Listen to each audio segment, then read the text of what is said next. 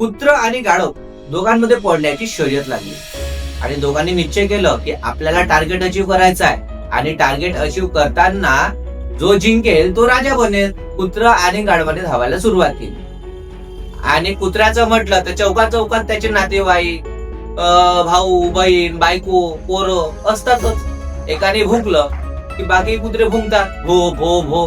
तसं हाही कुत्र भुंकायला लागलं आणि तो थांबला आणि असंच हळूहळू चौकात चौकात तो भुंकत भुंकत पडत होता.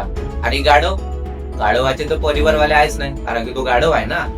तो बिचारा हळूहळू समोर गेला आणि शेवटी झालं काय, जिंकला कोण? गाढव. आणि राजा कोण मग आता? गाढव.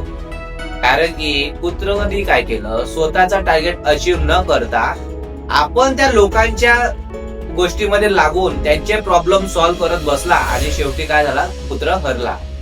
बनण्याचं तात्पर्य हे आहे माझं, सक्सेसफुल आणि फेलियर दोघांचे टार्गेट एकच असतात, पण फरक इतकाच असतो की आपण आपले प्रॉब्लेम किंवा आपला टार्गेट अचीव करणं सोडून दुसऱ्याच्या लाईफ मध्ये काय चालू आहे ते इंटरफेअर करायचं आणि त्यांचे प्रॉब्लेम सॉल्व्ह करत बसायचे. आता तुम्ही निश्चय करा की आपल्याला काय करायचं, टार्गेट अचीव करायचं की लोकांचे प्रॉब्लेम सॉल्व्ह करत बसायचे. कुत्र्याने विचारलं, दादा तू कसा काय जिंकलास? गाढवाने सरळ उत्तर दिलं, कुत्र्या तुझे नातेवाईक लई खतरनाक आहे. बरोबर ना?